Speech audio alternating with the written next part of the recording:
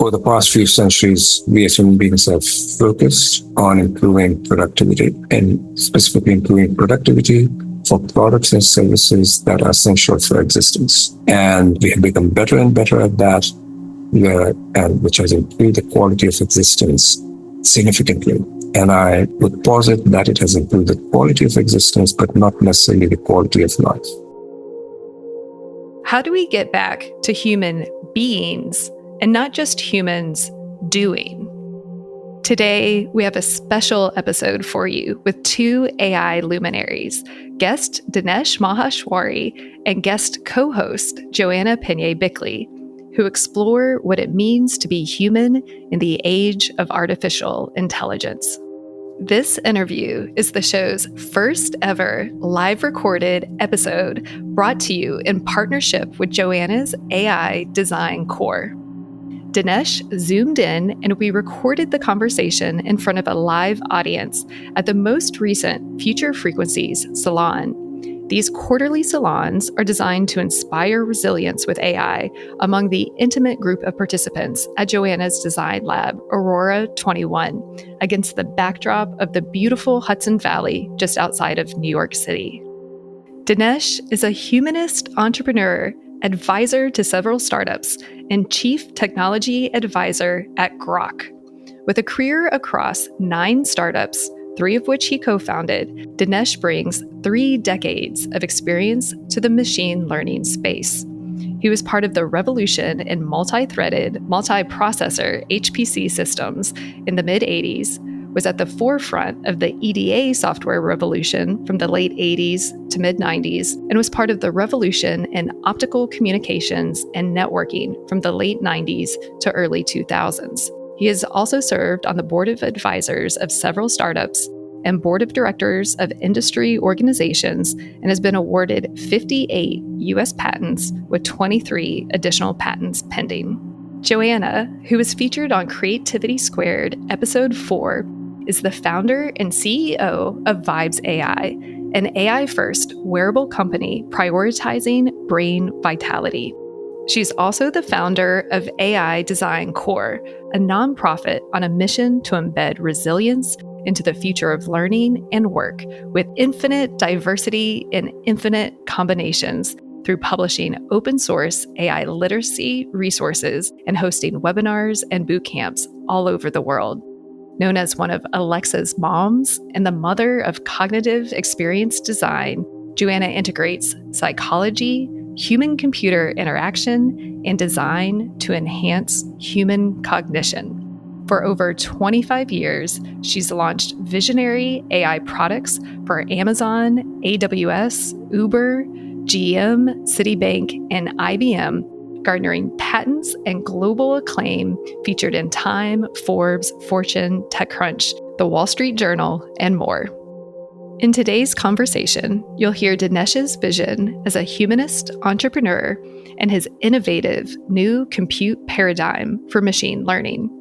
You'll also learn how Dinesh distinguishes between human and machine intelligence and the differences and importance of insight and intuition-based learning as compared to path-based learning. He also shares his perspective on the 4 levels of human existence, and we also explore the need for the humanities and the potential for meaningful human interactions in commercial spaces.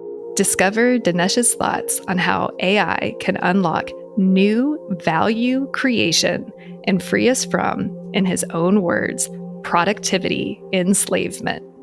You won't want to miss his and Joanna's passionate belief in embracing our human potential in the age of AI. Enjoy.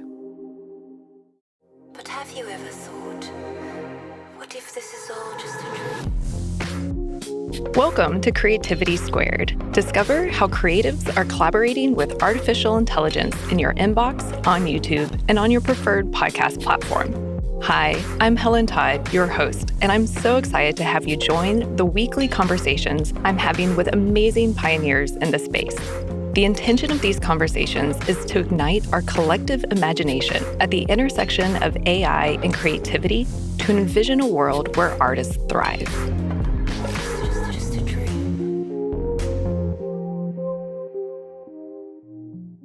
welcome to Creativity Squared. We have a very special episode for you today. It's the first ever live recording of the show, so we have a live audience.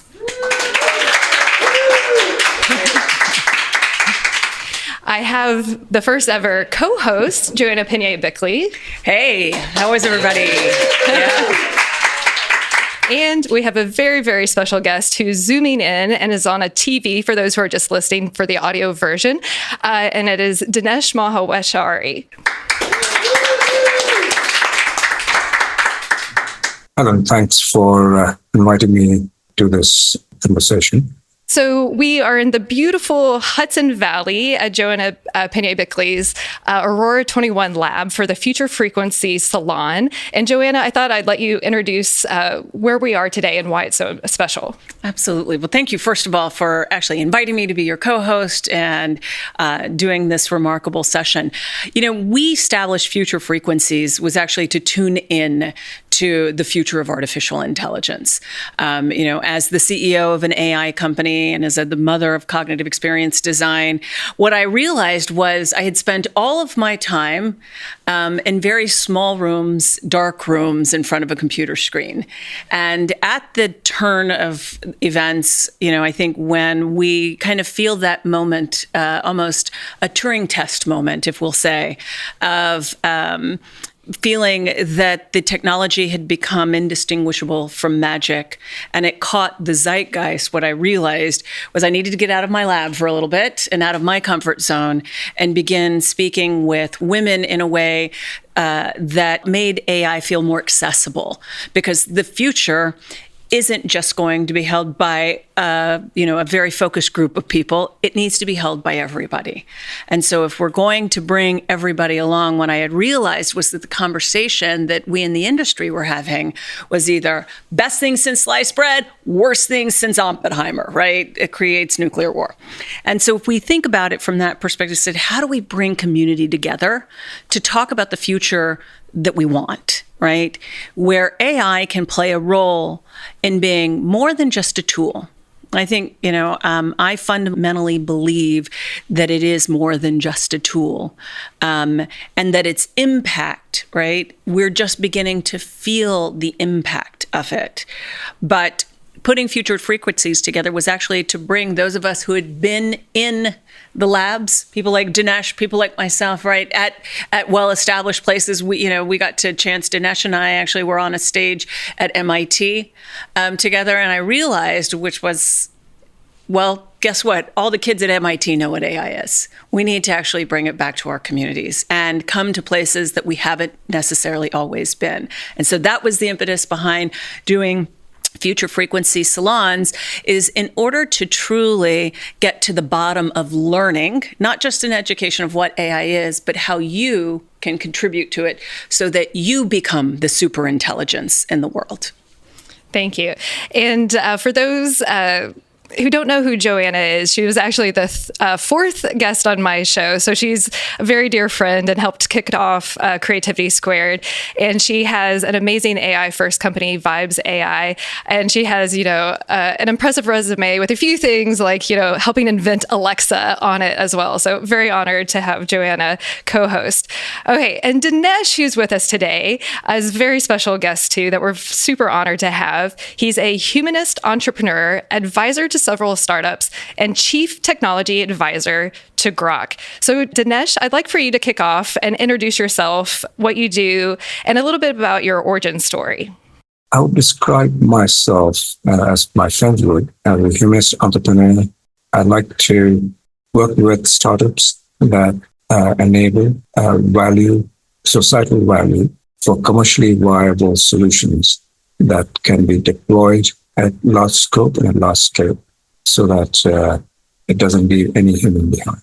I've been doing this now for many decades. Groq is my 10th startup, and 9 of them before that, 3 of them my own, of which 6 of them were significantly successful, that enable deep technologies that have enabled significant value as we see in the society today. I would like to keep enabling that, working with other startups as well, while I'm Chief Technology Advisor at Groq, I am on the board of advisors of several other startups, non-compete with Groq, of course, and non-compete amongst themselves. These startups range from semiconductor materials to machine learning applied applications, healthcare, education, energy. The field of the technology and the product does not matter to me as long as it enables value for the society. I am not afraid of jumping into a new field if there's a promise for enabling significant value. And in that context, I have worked in high-performance computing in the days of large supercomputers, NP-complete problems to solve the modeling of large spaces and enable software that enables the automation of chips as we see it. Without the chips that we do today would not be possible. Long-haul optical communications, data networking, solar power, nuclear fusion, gasoline from agricultural waste, RF, complete architectures, novel memory architectures.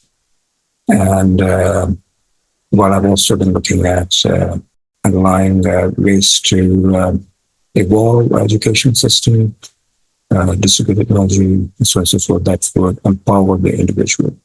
It's fundamentally about, as I see it, empowering the individual so that the individual can then enable the right governing bodies and the market spaces so that the market spaces and the governing bodies are not the one controlling the individual.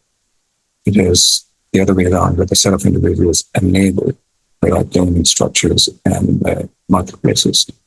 And of course, education systems are a big part of that to empower the individual. Thank you so much for that introduction, Dinesh.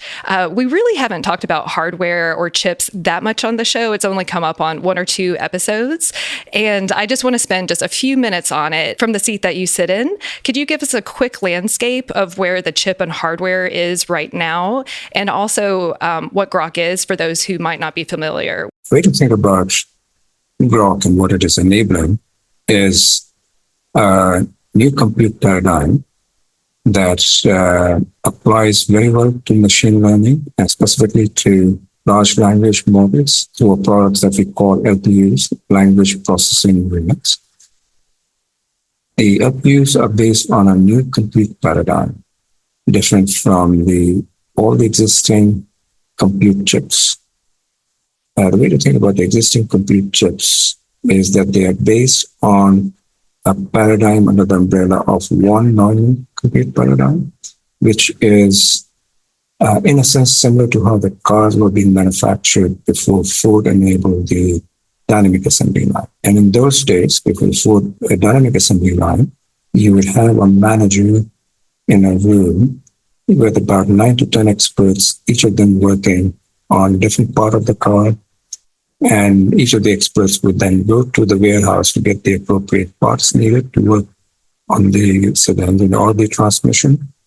A factory may have multiple rooms, each room working on one car at a time. That is how a core in a CPU or a GPU works.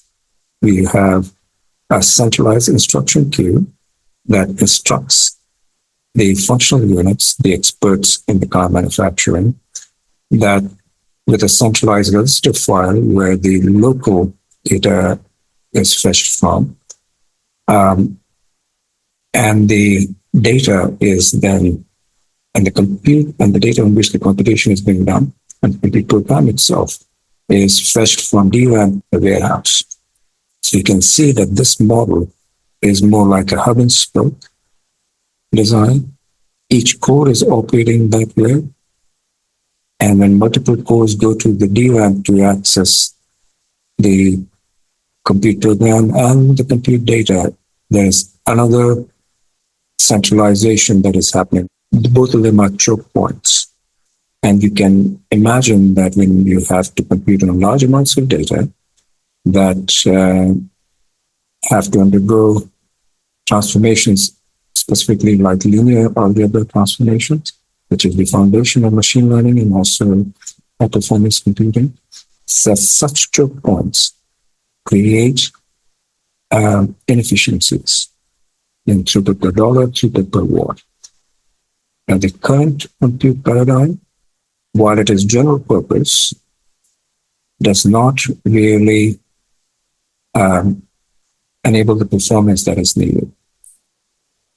The underlying compute paradigm for Groq is best described as a programmable dynamic assembly line architecture, wherein there are no centralized instruction queues or register files. And as such, the computation is done as the data streams across over the various compute units on the conveyor belts running over the function unit. The function unit grabs whatever it needs to operate on from the conveyor belt that it is told to grab it, operates on it, puts it back on the right conveyor belt. It doesn't know where the inputs are coming from. It doesn't know who's going to use the output. There is no need for centralization. And the data is fetched from extremely high bandwidth SRAM, and also the intermediate output can go back to the warehouse as well. And this enables compute throughput per dollar and throughput per watt that is orders of magnitude better than what the hub and spoke designs do. Very much like how the assembly lines revolutionized the manufacturing with high throughput per dollar and high throughput per watt. Similarly, this architecture does the same on the compute side. It also enables, importantly, low latency. And for machine learning to be adopted by human beings and for it to be interactive for human usage, low latency is what makes it human. And that is what Groq enables. In the current times, semiconductor chips, specifically the one that enable a high-performance compute needed for machine learning, such as to compute large language models. Such chips are as important, perhaps more so, than steel was for the era when steel revolutionized the world. Yesterday we take the impact of steel for granted, but when it was first introduced, it enabled a big step function. Another analogy is a transition from horse and buggy to the automotives that changed society as we see it in production of products and the distribution of products. As such, semiconductor now is such an industry. And today this industry is fairly demanding. It does require significant research. It does require significant capex. It does require significant manufacturing progress. And the manufacturing is being led by a handful of entities around the world. You all know them: TSMC, Samsung, Intel, Global Foundries. The design of such chips also requires significant talent that is that's described as information, the high end of the information worker talent. Above the design layer, the current chips require significant thought in how they are architected and how they are thought through to solve the difficult problems that need to be addressed. And that is in the space that's described mathematically and best confirmed mathematically to be quite complete and relevant to what needs to be done. That space itself is at a level that, and practice at a level that is in the top few percentiles of what needs to be done. This should reflect that the chip industry, the semiconductor industry, as it is driving machine learning semiconductors requires us the talent pool, access to talent pool, not just capex. That is not easy to get to. There are, again, few centers in the world that one can see as the hubs for such talent. Silicon Valley is one such hub, and a few others like this around the world. Thank you for that great overview. So I think one of the things is that, that Dinesh, you kind of outlined, right, is what we talked yesterday a little bit about, right, for listeners that were here at Future Frequencies. Part of that piece that I think is important in AI, right, we have a kind of 3-layer cake that has happened, and compute is at that fundamental, right? So are the chips. And I actually think so much of what Dinesh is talking about with regards to inference, and Dinesh, I think the question that I'll have for you in a second as we move through the 3 layers of the cake, we'll come back to. But, that inference is actually what's going to help things like foundational models actually become stronger and quicker. But I think that there's actually something even more fundamental to it than the top of the layer cake is the application layer. So if we're thinking about it in the standpoint of a tool that we all use today, which is ChatGPT, we're using the application layer. It calls, right, the foundational layer and has to have significant compute to infer. The reason that it is so easy to use these days, right, is that we don't ask machines direct questions. We often, the machine has to infer to understand what it is that you said, and then to bring back what feels like a human response.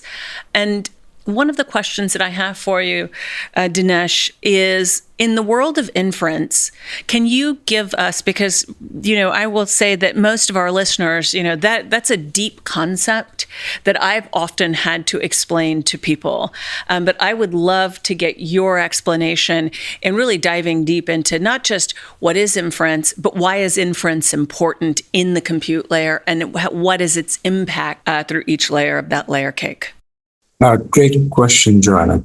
While the emphasis over the past decade and a half has been on training and coming up with the models that have culminated in the large language models, once the models have been trained, the use of the model for the purpose of answering queries for the purpose of doing a specific task is what we call inference. This is akin to a human being going through the 12 years of schooling, perhaps an undergrad degree, perhaps a master's degree after that, and a specialization in the form of PhD. And one can call all of that training, where the human being has learned specific things that can be then commercially deployed as in the services that they provide.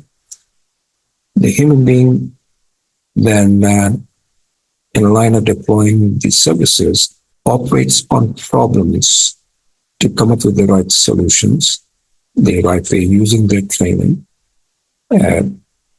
And that one can call as inference. The human being is looking at the problem, going by their training, coming up with the right solution, and inferring as to what the right solution would be.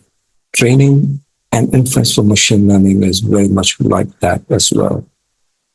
Now, as you can see, the human being gets trained once, but over their lifetime, they deploy their services a lot more often and for, on average, a longer period of time than the time that they were trained for.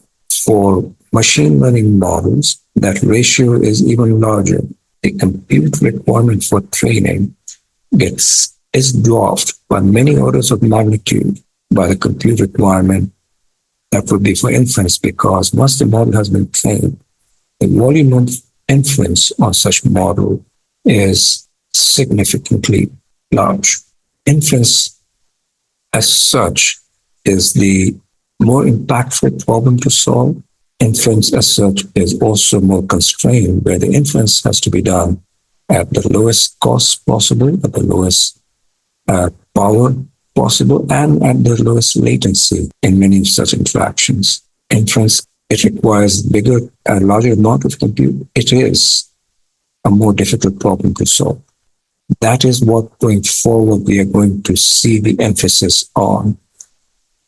And one more important aspect, while there is a distinct delineation today between training and inference, very much like human beings, while the human beings, quote unquote, go through education, training, school, college, grad school, postdoctorate, as they deploy their services in the world, inference, it's not as if they stop learning. Every wrong inference is an opportunity for learning more.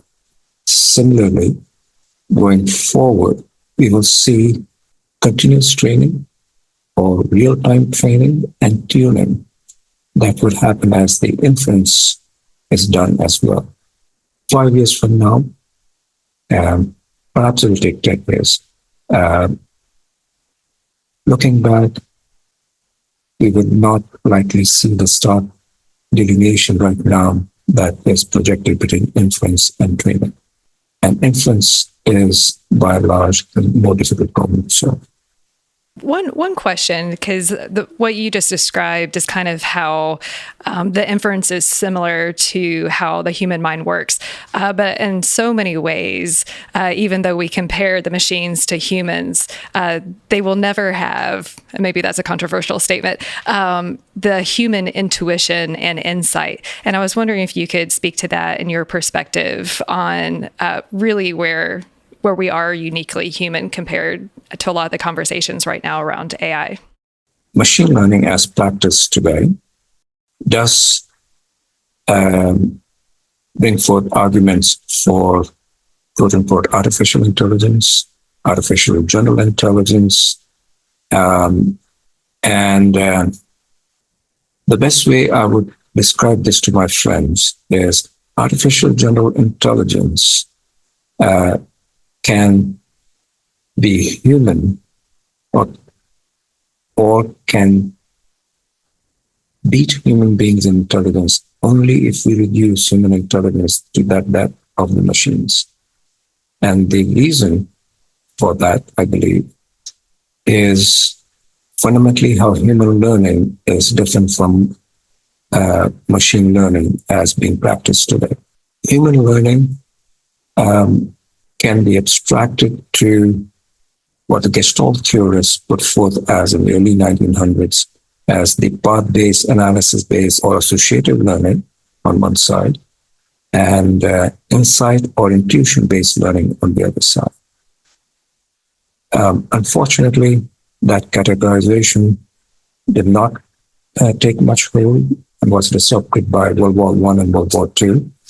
And most of the emphasis has been on path-based learning that can be modeled by Maxwell-Boltzmann statistics and distribution and the underlying math, and is manifested in techniques like simulated annealing and stochastic gradient descent, which is a close cousin of simulated annealing, and the stochastic gradient descent that is at the heart of machine learning. All optimization problems can be reduced to this class of techniques, simulated annealing, stochastic gradient annealing, the stochastic gradient descent, and so forth. Insight or intuition-based learning, while it has been observed under fMRI, functional magnetic resonance imaging, similar to how path-based learning has been observed under fMRI, is very different and distinct in that it happens immediately. One can observe the beginning state and the end state, but the intermediate state for insight intuition has not been observed distinctly. It happens instantaneously at what would appear instantaneously. Such a learning approach can be modeled by both Einstein distribution statistics and the math related to it, which can be manifested in techniques like quantum annealing. And I'm saying model because it's not a statement that that is what happens in the brain. Insight and intuition-based learning is what has been responsible for the big breakthroughs that have been made by the human kind that expand the space of our understanding.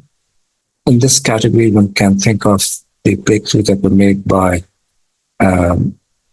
individuals like Archimedes, Darwin, Einstein, Leonardo, where they enabled new dimensional spaces where one could envision new problem surfaces for the Gibbs manifolds and solution manifolds that could be stated in something as simple as E equals mc squared.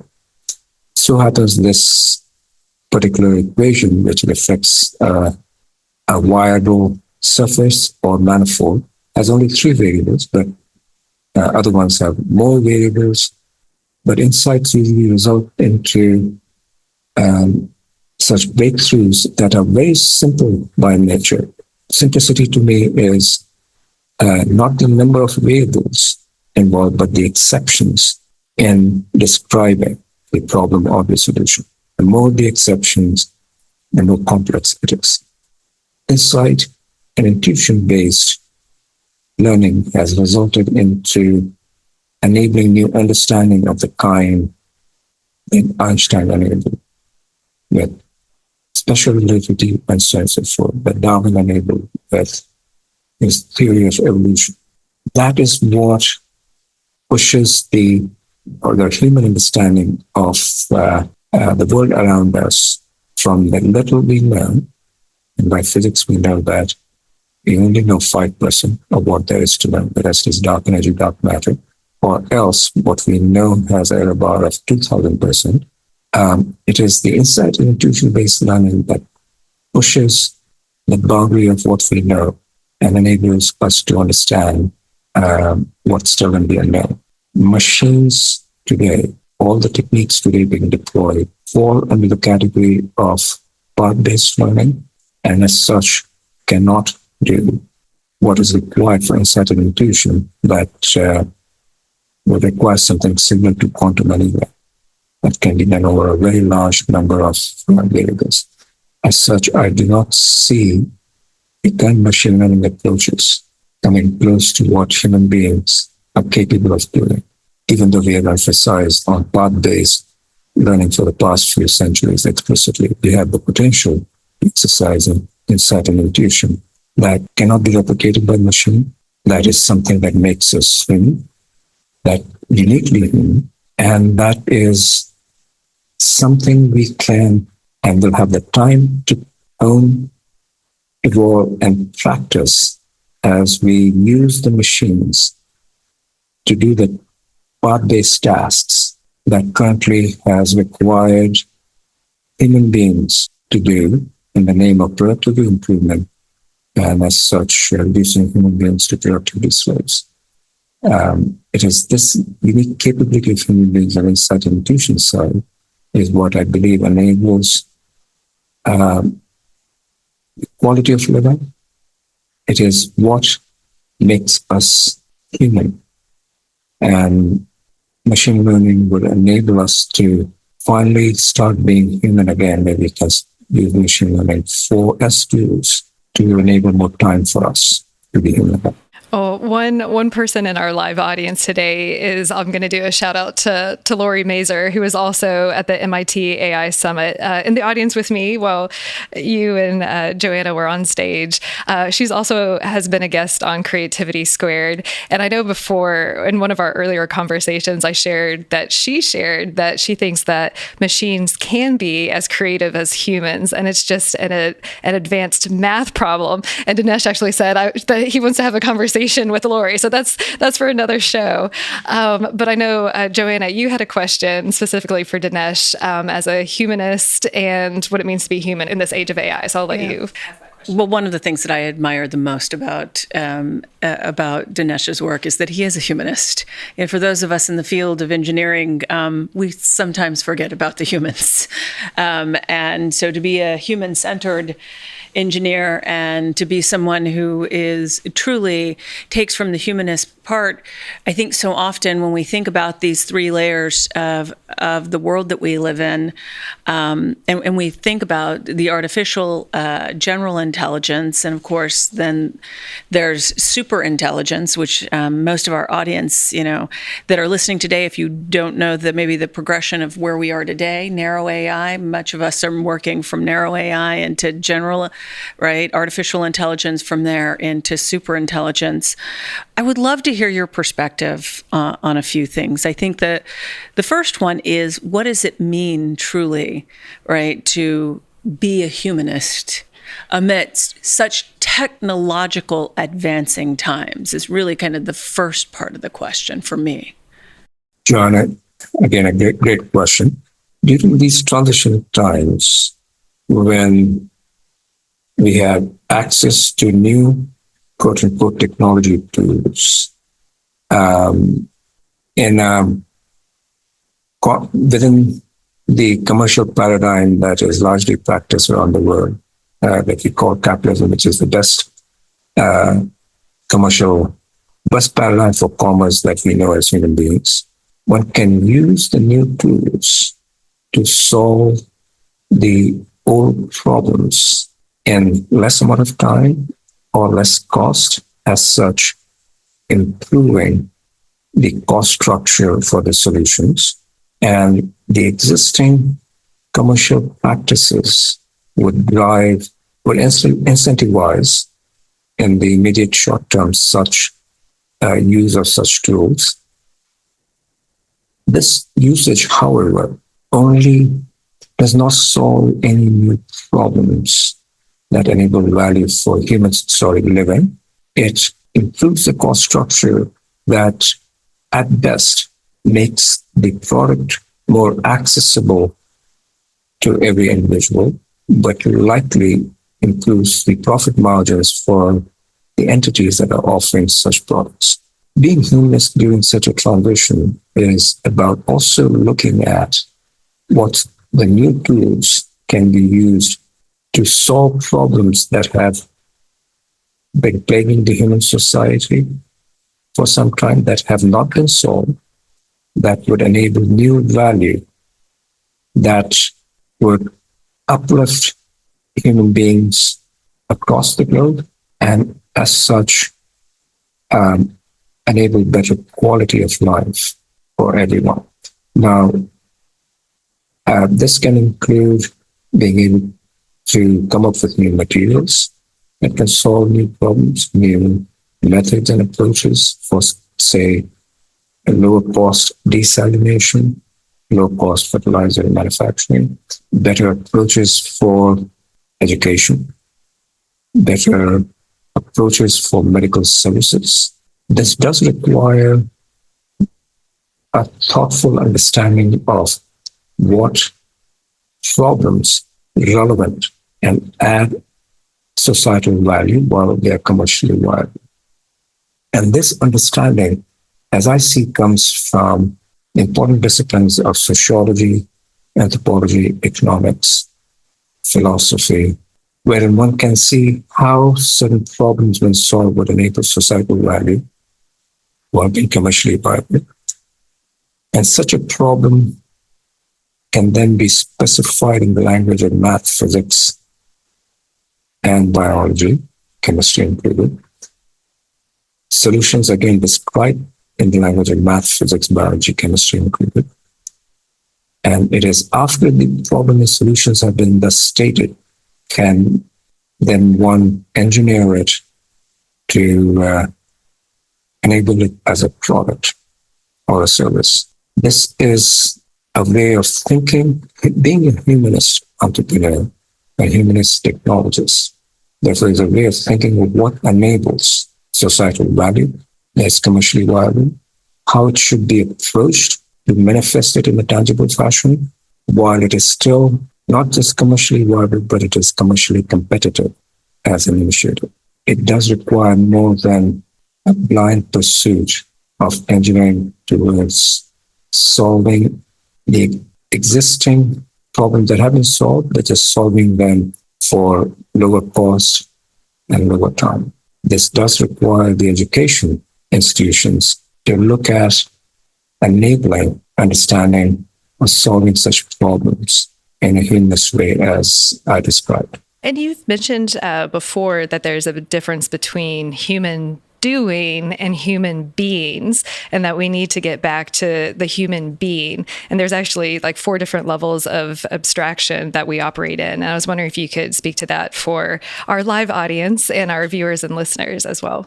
A great topic again, Helen. Something that I find important for me to talk about. I abstract human interaction and ways of existence and living into 4 levels. The base layer being sensory, where one is reacting to the sensory input and primarily to the sensory input without regard to anything else. The layer above that, I call it the existential layer, where one takes into account the aspects that are essential to serve existential needs and does not react to sensory inputs in a fashion that would threaten the existence of the entity, in this case, or individuals in the species Homo sapiens. The layer above that I see as what is enabled in the current societies, where the human being engages in interactions and commerce with individuals, whether that is intellectual interaction or economic transaction, where the individual is establishing a certain value to the other individual that they're interacting with. And in such a scenario, the individual is doing something. This doing is easy to see in the context of the commercial products that are used to drive the commercial system that we call capitalism, that serves the livelihood of the individuals. However, it is used for more than that. It is often used by the individuals to establish their ranking amongst their peers, whether that is an intellectual status or whether that is status by the resources they have at their command. And as such, this itself becomes a goal in itself. And that is what I refer to as human doing. However, we know, all of us know, that there is something more important in our interaction with other human beings, in our interaction with ourselves, where it is about being able to feel, think, and connect with ourselves and with other human beings in a meaningful way. While we sense to the sensory channels the inputs, while we preserve our existence, and while we do things that are necessary to get the resources for our existence. But what matters in where we live is where we are able to feel, think, and connect with each other on a meaningful fashion. And that is, to me, what it is to be a human being. Beautifully said. So I think that has really led to me, look, the frame up that I think some of our kind of colleagues in the academic world, but I would also say economists like Jeremy Rifkin are a really good example of who have explained to us at this time that we're moving, this great transformation isn't just a technological one. There's an economic underpinning here. And that economic underpinning is about moving from the age of progress to the age of resilience.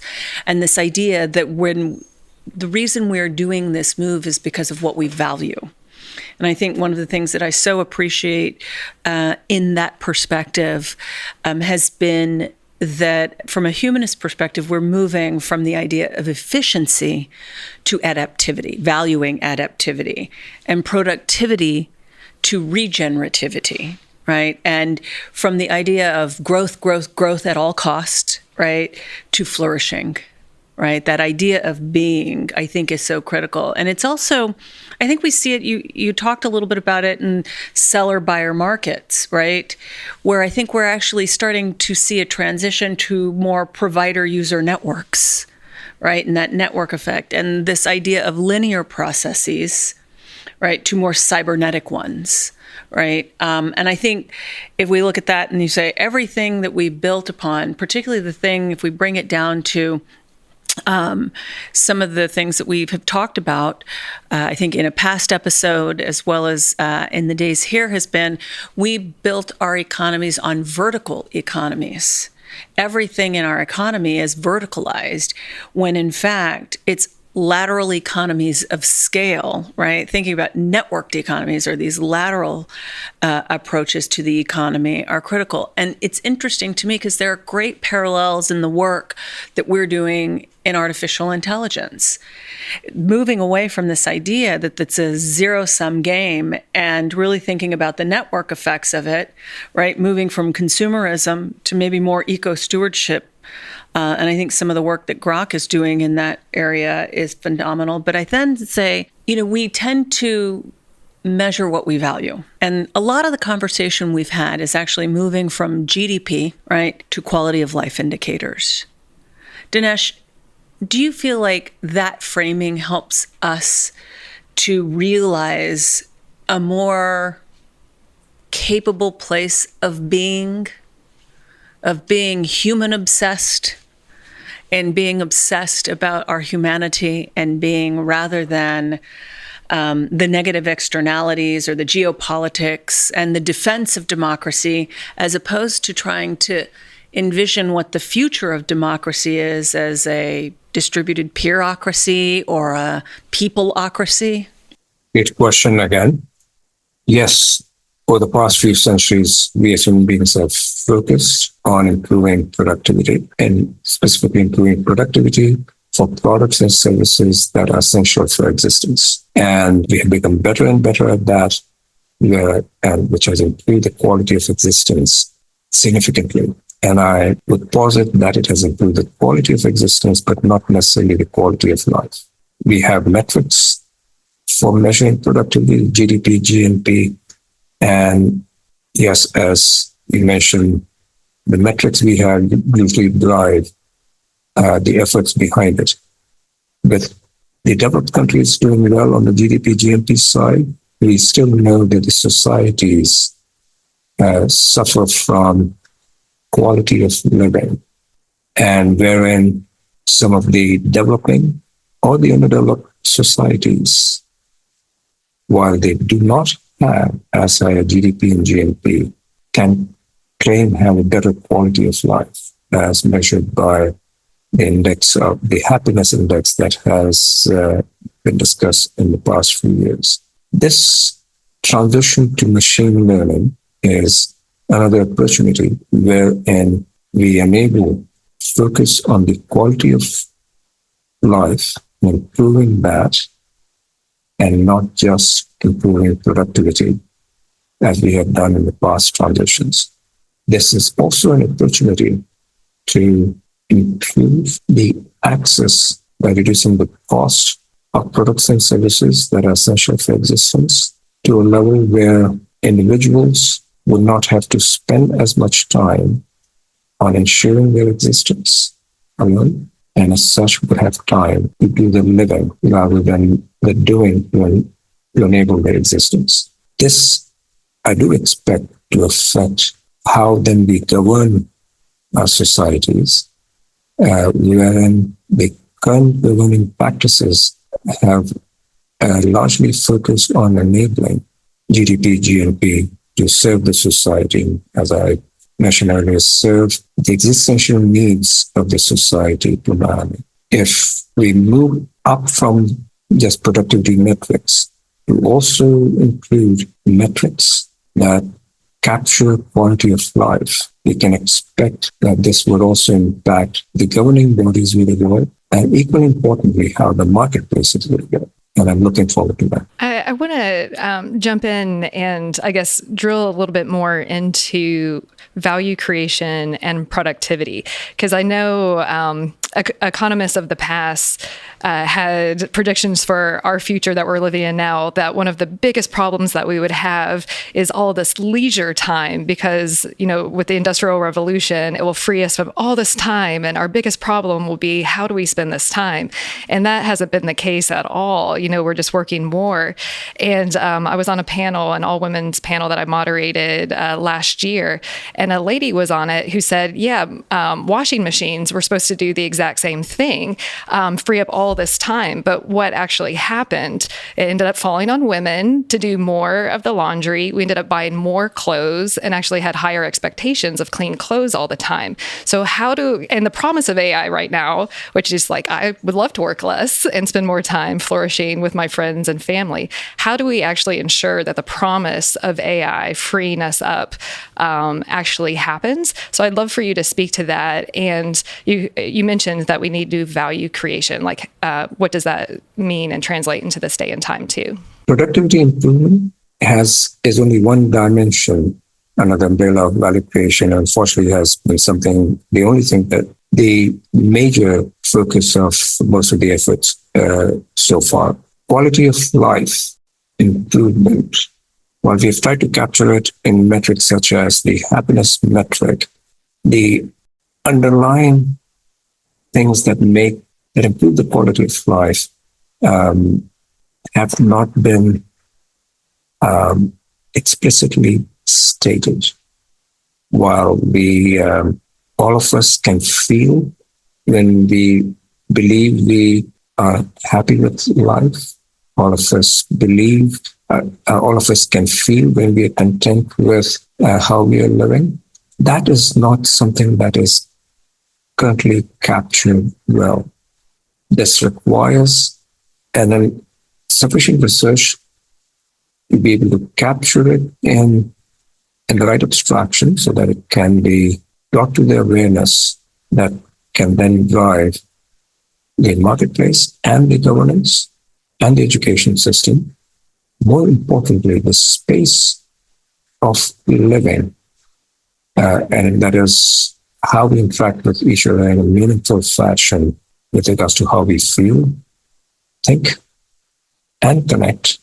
That space is so large that to explore that space as to what would be meaningful itself requires emphasis on disciplines like arts that allow us to explore, question, and manifest in our living that would add value to that meaningful connection between individuals. This recognition on the importance of arts, the recognition of the various disciplines under the umbrella of liberal arts, the emphasis on education, wherein every individual is exposed to what we call liberal arts, I believe is required going forward for us human beings to not fall in the trap that unfortunately we have been in the past few centuries of optimizing only on one dimension, that is a productivity, or largely in one dimension, that is a productivity, that has improved our quality of existence, but not necessarily quality of life. You're right. Well, and it questions what our values are, right? It really puts into light to examine what we truly value. Value creation, if comes down to the individual, begs the question, what do we value? And we've been like, you kind of mentioned on this productivity loop, it's almost like a hyper-normalization where we all intuitively feel that our new normal of being stressed all the time isn't actually normal. And it questions, what does it mean to be human? And to what Joanna said, what do we value? So yeah, I'd love for you to weigh in on that too. Great question again. And yes, it is what we value is what determines how we focus our efforts. Very similar to what we were talking about, the metrics that we put together is what we enable. The developed societies today have, for good reasons, put significant emphasis on enabling resources to serve individuals in the society. And as I mentioned earlier, they serve primarily the existential needs in the society. Most of the commerce happens at the level of serving such needs. That results in, if we were to talk about services and the service industry, a commercial structure where the services are serving the needs, say, getting a manicure done or a pedicure done to a certain level of quality. However, the human interaction and while the service is being rendered is structured primarily to make sure that there is nothing in the interaction that detracts from the actual, from the pedicure and manicure itself. The human interaction takes a second seat in such, and the quality of the human interaction takes a second seat. This can be extended to most interaction in the commercial environment, and it is not difficult to see that such interactions are highly regimented. What we do know is how we feel about that human connection and the right human connection that when we get, what it does to our internal being. And currently such interaction and the expectation of such quality interactions is limited to an inner circle of friends and family. And the societies are structured such that most of the time is spent in the commercial interactions devoid of such quality human interactions, and the amount of time for the human interaction gets limited to perhaps a few hours over the weekend. Now, if it is the human interaction what makes us, the quality of the human interaction is what makes us human, if that is what makes us feel alive, then that is what then needs to be valued. And that is what needs to be structured in a fashion that can be valued in the commercial enterprises we create. Not just as interaction between friends and family, but every interaction we have in the commercial space. But we will need to value that to enable it. One thing that I love about what you're saying is that it's not only about the individual empowerment, but it's the individual in community with others, that flourishing is both individual and communal. And I know we could keep going on and on, Dinesh, but we've got more in the salon at the future frequencies to cover. So I wanted to ask you one last question, and I know you hate reductionist questions, but for the audience and both live and our audio and video viewers, what's one thing, if they only remember one thing from today's conversation or a call to action of what they can do, what is that one thing? During these times where machine learning is being touted as artificial general intelligence and as an all-knowing entity that can that knows more that knows everything that every human being has ever known in the recorded history, that has the capability of anything things in the knowable space. During such times, I would like everyone to remember to see that machine learning is a powerful tool, but it doesn't come anywhere close to what human potential is. And as such, we have a choice to either fear the machines or machines using machine learning tools as bots and robots, or use such tools, machine learning tools, to improve how we do things so that it delivers us from the productivity enslavement that most of the society have been for some time and allows us to be human beings again. It is the time for us to be human beings again that is upon us, when we can use the machine learning tools to make it happen. That is such a good note to end the show on. Thank you so much for sharing your time and insight, and Joanna for being such an amazing co-host. Do you want to say anything else about future frequencies or anything? Let's all be just a little bit more human. That's it for me. Perfect. Thank you so much, Dinesh. It's a pleasure to participate in the discussion. I wish I could be there in person. The bits and bytes or the virtual connections don't suffice the actual connection that would be there if I were there in person. Looking forward to such meetings in the future and would be there in person. Dinesh, you have to be here in October for the next one. Or we've got to figure out a faster chip to make holography a possibility in the consumer realm. Looking forward to such meetings in the future. Thank you so much. Thanks. Thank you for spending some time with us today. We're just getting started and would love your support. Subscribe to Creativity Squared on your preferred podcast platform and leave a review. It really helps. And I'd love to hear your feedback. What topics are you thinking about and want to dive into more? I invite you to visit creativitysquared.com to let me know. And while you're there, be sure to sign up for our free weekly newsletter so you can easily stay on top of all the latest news at the intersection of AI and creativity.